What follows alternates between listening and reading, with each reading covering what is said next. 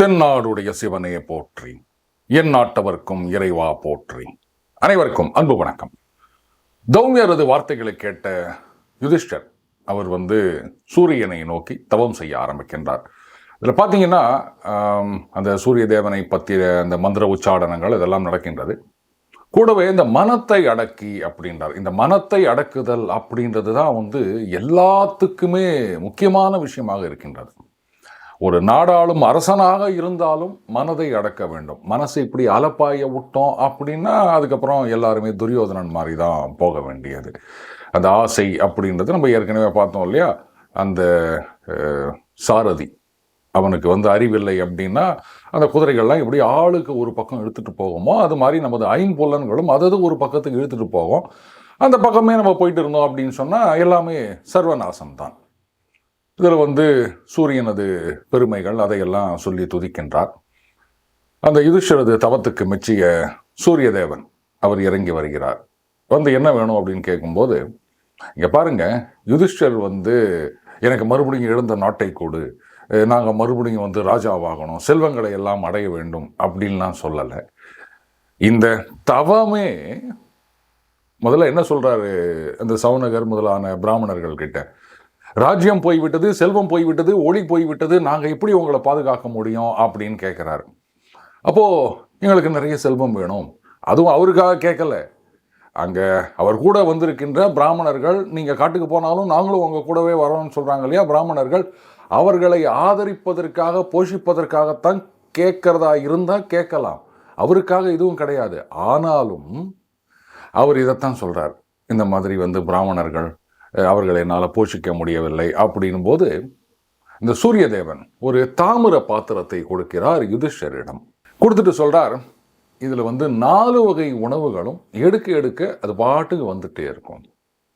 இதை வைத்து நீங்கள் உங்களுடன் வந்துள்ள அந்த பிராமணர்களுக்கு உணவளிக்கலாம், போஷிக்கலாம் அப்படின்றார். சொல்லிட்டு 14வது வருடம் நீங்கள் உங்களது ராஜ்யத்தை அடைவீர்கள் அப்படின்னு ஆசீர்வாதம் செய்துவிட்டு மறைகிறார் சூரிய தேவன்.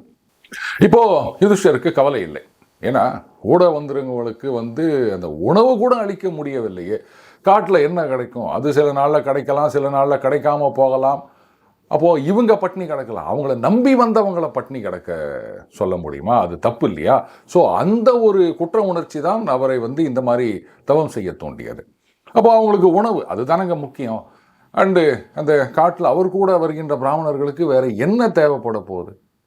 அதனால் இந்த பாத்திரத்தை எடுத்துக்கொண்டு முதல்ல என்ன பண்ணுறார், அந்த பிராமணர்கள் இருக்காங்க இல்லையா, அவர்களுக்கு உணவளிக்கிறார். ஏற்கனவே நம்ம பார்த்துருக்கோம், நம்ம அதிதிகளுக்கு உணவளித்து விட்டு அதுக்கப்புறம் சாப்பிடுவது அப்படின்றது புனிதம் அப்படின்னு. அதே மாதிரி அந்த பிராமணர்களுக்கு உணவளித்து விட்டு அதுக்கப்புறம் சகோதரருக்கு உணவளிக்கிறார். திரௌபதி என்ன பண்ணுறாங்க, யுதிஷ்டருக்கு உணவளித்து விட்டு அதற்கு பிறகு அவங்க சாப்பிட்றாங்க. அந்த பாத்திரத்துடைய விசித்திரம் என்ன அப்படின்னா, ஒவ்வொரு நாளும் திரௌபதி சாப்பிட்டு முடித்தவுடன் அதுக்கப்புறமா அதுலேருந்து சாப்பாடு வராது. அடுத்த நாள் சூரிய உதயம் அப்போதான் இந்த சாப்பாடு வரும். இப்போ அவர்களுக்கு கவலை இல்லை. எல்லாரும் என்ன பண்ணுறாங்க, கிளம்பி தௌமியருடன் சேர்ந்து காமியக வனம் அப்படின்ற வனத்தை நோக்கி புறப்படுகின்றனர். இவங்க எல்லாமே மேற்கு நோக்கியே போவதாக மகாபாரதம் கூறுகின்றது. அந்த காமியக வனம் அப்படின்னும் போது அந்த சரஸ்வதி நதி இதை பற்றிய குறிப்புகளும் வருகின்றது. இந்த நேரத்தில் அங்கே ஹஸ்தினாபுரத்தில் திருதராஷ்டிரர் அவருக்கு மனசு ஒரே குழப்பமாக இருக்கின்றது. என்ன குழப்பம்? ஐயோ, நம்ம தம்பி பசங்களை இந்த மாதிரி பண்ணிட்டோமே, அவங்க காட்டில் என்ன கஷ்டப்படுறாங்களோ, சாப்பாட்டுக்கு என்ன பண்ணுறாங்களோ, கொடிய மிருகங்கள்லாம் இருக்கு, அந்த மாதிரிலாம் ஒன்றும் கஷ்டம் கிடையாது. அவருடைய கஷ்டம் என்னன்னா, பாண்டவர்களை பகித்து கொண்டோமே, இவங்க 12 வருஷம் கழிச்சு அதுக்கப்புறம் இன்னொரு வருஷம் 13 வருஷம் கழிச்சு வந்தா என்ன ஆவறது, நமக்கெல்லாம் கஷ்டமாச்சே, அதை எப்படி தடுக்கிறது, இதுதான் அவருடைய குழப்பம். இந்த குழப்பத்துடன் இருக்கும் அவர் என்ன பண்றாரு, தம்பி விதுரனை அழைக்கின்றார். விதுரன் வந்த உடனே, விதுரா, நீ இந்த குரு வம்சத்துக்கே பொதுவானவன் அப்படின்றது எனக்கு தெரியும். அறிவிலும் தர்மத்திலும் உன்னை மிஞ்ச யாரும் கிடையாது அப்படின்றதும் எனக்கு தெரியும். எனக்கு ஒரு சின்ன குழப்பம் இருக்கின்றது விதுரா. என்னன்னா, இப்போ பாண்டவர்கள் என்னதான் இருந்தாலும் அவங்களும் என்னுடைய புத்திரர்கள் மாதிரி தானே. யாரு? திருதராஷ்டிரன் சொல்றாரு. என்னோட பசங்க மாதிரி தானே, தம்பி பசங்களா இருந்தானே என் பசங்களா இருந்தானே, ரெண்டுமே எனக்கு ஒன்று தான். இப்போ அவங்க காட்டுக்கு போயிருக்காங்க. போயிட்டு அவங்க திரும்பி வந்தா அந்த பகை அப்படியே தான் இருக்கும். அதனால பாண்டவர்களால துரியோதனன் மற்றவங்களுக்கு எந்த பிரச்சனையும் வரக்கூடாது, அதே மாதிரி எங்களாலையும் பாண்டவர்களுக்கு எந்த பிரச்சனையும் வரக்கூடாது. இதற்கு ஏதாவது உபாயம் இருக்கின்றதா, நீ யோசித்து சொல்லு. நீ பொதுவானவன் ரெண்டு பேருக்கும் அப்படின்றது எனக்கு தெரியும். இதை தான் திருதராஷ்டிரன் கூறுகிறார். இன்னைக்கு நம்ம நிறைய பேர் நாங்கள் நடுநிலை அப்படின்னு சொல்லிக்கிறத பார்க்குறோம். அந்த நடுநிலையோடைய நிலைமை என்ன அப்படின்றத நாம இன்னைக்கு பார்க்க போறோம். கூடவே திருதராஷ்டிரன் இன்னொன்னு சொல்றாரு. அந்த சகுனி அவன் துரியோதனனுக்கு நல்லது செய்யறதுக்காக இந்த மாதிரி ஒரு பாவத்தை செஞ்சிட்டான். ஆனா அதனால பிரச்சனை எங்களுக்கு தான் வரப்போகின்றது. அதனால இந்த மாதிரி எதுவும் வராமல் எல்லாருக்கும் நன்மை தர வேண்டும். அதுக்கப்புறமா இந்த மக்கள் அவர்கள் எங்களை அனுசரிக்க வேண்டும். ஏன்னா ஏற்கனவே ஜனங்க பயங்கர கோபத்தில் இருக்காங்க. இந்த மாதிரி பாண்டவர்களை சகுனியை வச்சு இவங்க பகடையாடி தோக்கடிச்சு காட்டுக்கு துரத்தி போட்டீங்களே, அவங்க செல்வத்தை எல்லாம் பிடுங்கி கொண்டீர்களே அப்படின்னு. அப்போ மக்களுடைய ஆதரவு அப்படின்றது இங்க ஆட்சியாளர்களுக்கு இல்லை. அது நல்லாவே தெரியுது திருதராஷ்டிரனுக்கு. அதனால தான் சொல்றாரு, இந்த மக்கள் எங்களை அனுசரிக்க வேண்டும், அதற்கும் ஏற்றவாறு ஒரு உபாயம் கூறுவாயாக அப்படின்றார். பரவாயில்ல, அது மன்னராட்சியாக இருந்தாலும் சரி, மக்களாட்சியாக இருந்தாலும் சரி, அந்த மக்களின் ஆதரவு அப்படின்றது ரொம்ப அவசியமா தேவைப்படுகின்றது அப்படின்னு நினைக்கிறேன். ஆனா அந்த காலத்துல அந்த மக்களின் ஆதரவை பெறுவது எப்படி அப்படின்னு இன்னைக்கு புஸ்தகமே போடுற அளவுக்கு நிறைய யுக்திகள்லாம் வச்சிருக்காங்க. அதெல்லாம் பாவம் அவங்களுக்கு தெரியல போல இருக்கு. அந்த அளவுக்காவது அங்கு தர்மம் மிகுந்திருந்தது. ஆட்சியாளர்கள் கிட்ட இல்லாட்டாலும் மக்களிடம் அது அதிகமாகவே இருந்தது அப்படின்னு நினைக்கிறேன். அதனால தான் வேற யுக்திகளை எல்லாம் அவங்க யாரும் ட்ரை பண்ணலன்னு நினைக்கிறேன். இதுல கவனிக்க வேண்டிய விஷயம், திருதராஷ்டிரன் என்ன சொல்றாரு, இந்த சகுனி துரியோதனனுக்கு நல்லது செய்வதற்காக இந்த மாதிரி பாவத்தை செஞ்சிட்டான் அப்படின்றாரு. பாவம் துரியோதனனுக்கு இது ஒண்ணுமே தெரியாது, பச்சை குழந்தை. அவன் இந்த மாதிரி எதுவுமே யோசிக்கவே இல்லை. சகுனி தான் அவனை மிரட்டி, இதெல்லாம் ஒத்துக்கலன்னா என்ன பண்ணுவான் பார் அப்படின்னு ஏதோ பயமுறுத்தி இதுக்கெல்லாம் சம்மதிக்க வச்சிருக்காரு போல இருக்கு. இல்ல சகுனி துரியோதனன் கிட்ட, துரியோதனா நல்லது எது கெட்டது எதுன்னு உனக்கு தெரியாது துரியோதனா, நான் சொல்றது கேளு, இதுதான் உனக்கு நல்லது அப்படின்ன உடனே அவர் ஆமாமா நமக்கு நல்லது தான் சொல்வார் போல இது அப்படின்ட்டு, அங்கிள் நான் ஒத்துக்கிறேன் அங்கிள் அப்படின்ட்டாரா. இவ்வளவு நடந்த பிறகும் கொஞ்சம் கூட கூச்சமே இல்லாம ஏதோ அவர் பசங்களுக்கு இதுல எந்த விதமான சம்பந்தமும் இல்லை மாதிரி எல்லா பழியும் தூக்கி சகுனி மேல போட்டுறாரு பாருங்க திருதராஷ்டிரன். இதுதான் எப்பவுமே பதவியில் இருப்பவர்கள் எங்களுக்கு அதுக்கு சம்மந்தமே இல்லை அப்படின்ட்டு அடுத்த கட்டம், அது உறவினர்களாக இருந்தாலும் சரி, நம்மை சேர்ந்தவர்களாக இருந்தாலும் சரி, யாரா இருந்தாலும் நாம தப்பிக்கணும் அப்படின்னா பழிய அப்படி தூக்கி போட்டுடணும் அப்படின்றது அந்த காலத்திலேருந்து இந்த காலம் வரைக்கும் ஒரே மாதிரி தான் இருக்கின்றது. இப்போ விதுரர் சொல்ல ஆரம்பிக்கின்றார், நான் ஆரம்ப காலத்திலேருந்து இதைத்தான் சொல்லிட்டு இருக்கேன். பாண்டவர்களை பகைத்து கொண்டால் யாராலும் ஜீவித்திருக்க முடியாது. அவன்கிட்ட இருக்க காண்டீபம் அதனுடைய சக்தி என்ன தெரியுமா? அர்ஜுனன் யார் பக்கம் இருக்கின்றானோ, அந்த பீமசேனன் யாருடன் சேர்ந்து போர் புரிகின்றானோ அவர்களுக்குத்தான் வெற்றி. அவர்களை எதிர்த்து நிற்பவர்களுக்கு தோல்வியை தவிர வேற எதுவுமே கிடைக்காது இந்த உலகத்துல. அர்ஜுனன் ஆகட்டும், பீமசேனன் ஆகட்டும், இதையெல்லாம் மறக்கவே மாட்டான்.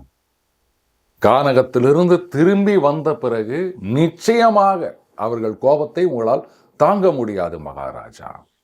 இந்த குழந்தை துரியோதனை பிறக்கும் போதே நான் சொன்னேன், இந்த குழந்தைய விட்டுடு அப்படின்னு. கேட்கல. இன்னைக்கும் இதைத்தான் சொல்றேன். ஆனா இப்ப விதுரர் கூடவே இன்னொன்றையும் சேர்த்து சொல்கின்றார். இந்த தடவை துரியோதனனை மட்டும் விட்டுடுன்னு சொல்லல, துரியோதனன், சகுனி, கர்ணன் இந்த 3 பேரையும் விட்டு விடுங்கள் மகாராஜா.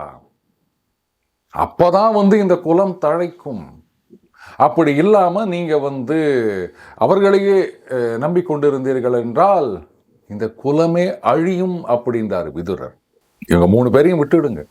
அதுக்கப்புறம் துச்சாசனன், அவன் திரௌபதி கிட்டையும் பீமசேனன் கிட்டையும் சபையில மன்னிப்பு கேட்க வேண்டும்.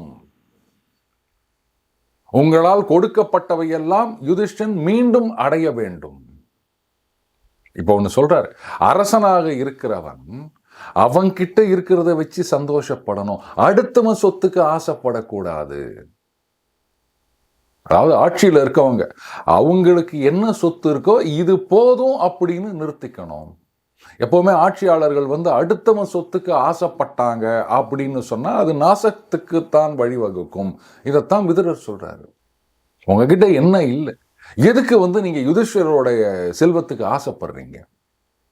எல்லாவற்றையும் திருப்பி கொடுத்து விட வேண்டும், அவர்களோடு சரிசமமாக ஆட்சி நடத்த வேண்டும். இதுக்கெல்லாம் துரியோதனனை நீங்கள் சம்மதிக்க வைக்க வேண்டும். ஒருவேளை துரியோதனன் இதையெல்லாம் ஏற்றுக்கொள்ளாமல், அதெல்லாம் முடியாது, அந்த ஒட்டுமொத்த ராஜ்யமும் எனக்குத்தான், இந்த செல்வம் எல்லாமே எனக்குத்தான், நான் கொடுக்க மாட்டேன் அப்படின்னு முரண்டு பிடிச்சான்னா, விதுரர் சொல்றார், அனுகூலம் இல்லாத உபாயங்களினால் அவனை நீங்கள் வழிக்கு கொண்டு வர வேண்டும் அப்படின்றார். விதுரர் சொன்னதுடைய உட்கருத்து இதுதான். துரியோதனன் இதற்கெல்லாம் சம்மதிக்க வேண்டும். அவனுக்கு பதவி இல்லை அப்படின்னாலும் அவன் கம்முன்னு இருக்கணும், அப்போதான் இந்த குலம் தழைக்கும் அப்படின்றாரு. இதை கேட்ட உடனே திருதராஷ்டிரன் சொல்றாரு, விதுரா, நான் உன்னை என்னவோ 2 பேருக்கும் பொதுவானவன் அப்படின்னு நினைச்சேன், ஆனா இப்போதான் புரியுது உன்னுடைய மனதெல்லாம் எந்த பக்கம் இருக்கின்றது அப்படின்னு. ஆரம்பத்துல நீ எல்லாருக்கும் பொதுவானவன், இந்த குருவம்சத்துக்கே பொதுவானவன் அப்படின்றதுனால உன்கிட்ட ஆலோசனை கேட்குறேன் அப்படின்ட்டு விதுரருடைய அறிவு, தர்ம சிந்தனை இதை பற்றிலாம் பெருசாக பேசின திருதராஷ்டிரன் இப்போ சொல்கிறாரு, உன் மனசெல்லாம் அந்த பக்கம் தான் இருக்குது, நீ யார் பக்கம் இருக்க அப்படின்னு எனக்கு தெரிஞ்சிடுச்சு, உன் மேலே எனக்கு கடுமையான கோபம் வருகின்றது விதுரா அப்படின்றாரு. இப்போ புரியுதுங்களா? இந்த நடுநிலை அப்படின்றதெல்லாம் தர்மத்தின் வழி செல்பவர்கள் கிட்ட மட்டும்தான் செல்லுபடி ஆகும். அந்த அதர்ம வழி போறவங்களா இருக்காங்க பாருங்க, அவங்க கிட்ட போயிட்டு நான் நடுநிலை அப்படின்னா, விதுரர் சொல்றாரு, இந்த வியாதியில் இருக்கவனுக்கு அந்த பத்திய மருந்து ருசிக்காது, 60 வயதான கணவன் இளமங்கைக்கு பிடிக்காது, அந்த மாதிரி தான் நான் இந்த ஹிதமான வார்த்தைகளை, உனக்கு என்ன வார்த்தைகளை சொல்ல வேண்டுமோ அதை நான் சொல்லிட்டு இருக்கேன், ஆனா அது உனக்கு பிடிக்கவில்லை திருதராஷ்டிரா, இந்த குலம் இனி இருக்காது அப்படின்றார். திருதராஷ்டிரன் சொல்றார், உடனே உனக்கு எங்க இஷ்டமோ நீ அங்கேயே போலாம் அப்படின்றார். இப்போ விதுரர் என்ன பண்றார், அந்த குதிரைகள் பூட்டிய தேரிலே ஏறிக்கொண்டு காமியக வனத்துக்கு போறார். அங்கதானே இந்த பாண்டவர்கள்லாம் இருக்காங்க. இப்போ விதுரர் வருகின்றார் அப்படின்ற செய்தி கேட்ட உடனே தர்மர் யோசிக்கிறார், ஆஹா, விதுரர் என்னத்துக்காக இப்ப வரார், ஒருவேளை மறுபடியும் அந்த சகுனி இன்னொரு தடவை சூதாட வாங்கோ அப்படின்னு ஏதாவது கூப்பிட்டு அதுக்காக இருக்குமா அப்படின்னு யோசிக்கிறார் யுதிஷ்டிரர். இந்த சகுனி இந்த பகடையிலேயே எப்படி சூது செய்வான் அப்படின்றது நமக்கு தெரியும். எதுக்காக இப்ப மறுபடியும் சூதாட்டத்துக்கு அழைக்கணும் அப்படின்னு நமக்கு ஒரு கேள்வி வருது இல்லையா?